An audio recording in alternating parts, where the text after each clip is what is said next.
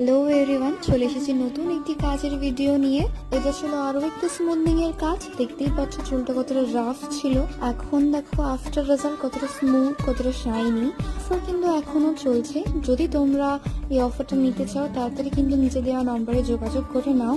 চলো তবে ওর থেকেও একটু শুনে নিই ওর কেমন লাগলো। হ্যালো পূজা, তোমার কেমন লাগলো বলো আমাদের সার্ভিস আজকে?